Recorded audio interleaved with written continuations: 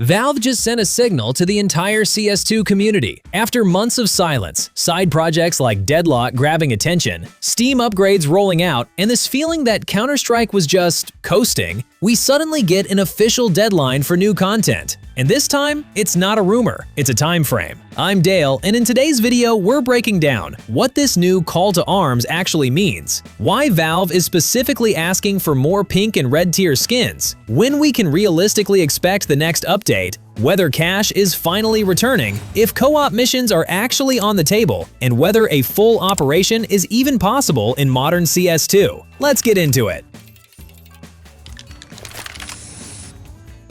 And here's where things get specific. Valve set a deadline for the call to arms resubmissions. Creators have until Friday, March 13th, 2026 to finalize and submit their work. That's not a vague "coming soon." That's a fixed point on the calendar. The themes are also clearly defined. For weapon finishes, arabesque art, Arabian mythology, and a spy tech aesthetic. For stickers, auto racing, fruits, and vegetables. So this isn't an open-ended workshop experiment. It's targeted sourcing for already planned collections. When Valve sets a deadline like this, it usually means the update is already locked into a production schedule. Right now, they're in the final phase of assembling the content. On GGDrop, the promo code CTACS gives you an extra 11% on your deposit, plus a free spin on the wheel. That means you top up your balance and instantly get more value on top of it, along with an extra shot at a solid drop. If you're planning to upgrade your inventory, this is the smart way to do it.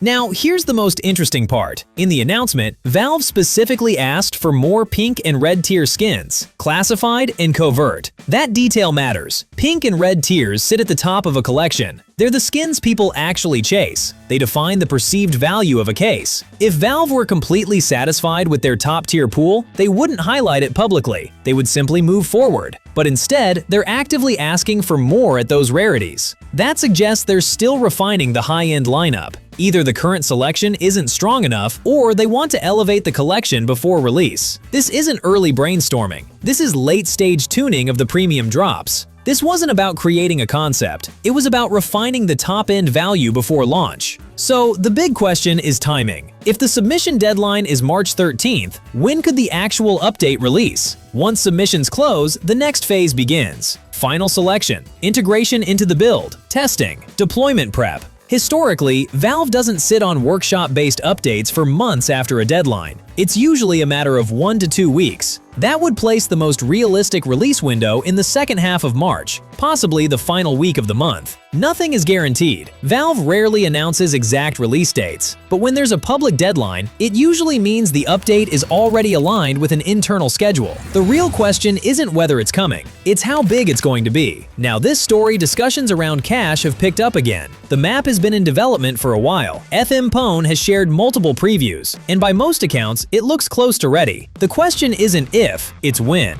Releasing it alongside a content update would make sense. New collections, new progression, and a returning fan-favorite map. That's a strong engagement push. But the more intriguing part is the data mining. For a long time, players have found references to co-op missions inside the CS2 files. Some of those strings date back to the limited test. Later, when weekly missions were introduced, additional operation-style elements appeared in the code. That doesn't confirm a full operation, but it does confirm that mission systems already exist inside the game. And if Valve chooses to expand them, the technical groundwork is already there. So March might not just be about skins, it could be about expanding playable content. Now, let's be realistic. Every time new strings show up in the files, the community jumps straight to one word: operation. But if we look at this logically, a classic CSGO-style operation is unlikely. Why? Because CS2 has already integrated many of those elements into its core structure. We have weekly missions, we have ongoing progression through the armory, we have seasonal structure through Premiere, we have a star-based reward economy. In the past, an operation was a standalone event. Now, most of those systems are permanently built into the game. Valve doesn't necessarily need to launch something branded as Operation. They can expand what already exists, add more missions, refresh rewards, enhance progression. It's lower risk, less marketing overhead, more consistent monetization. So if you're expecting something on the scale of Broken Fang, it's better to adjust expectations. That doesn't mean no content.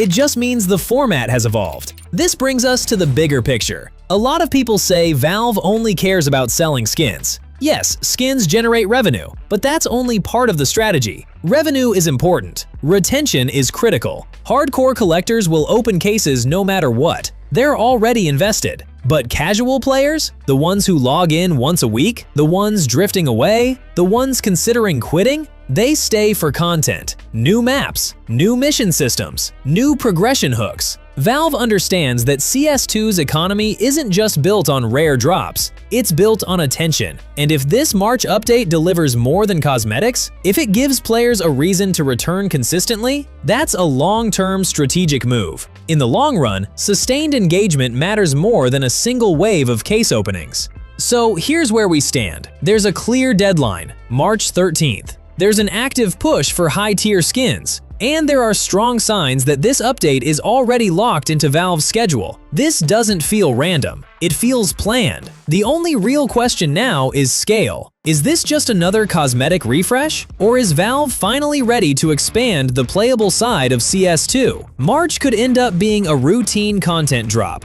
or it could mark the first truly meaningful step forward for the game. Now we wait and see how it's executed. And as always, wishing you nothing but absolute banger games.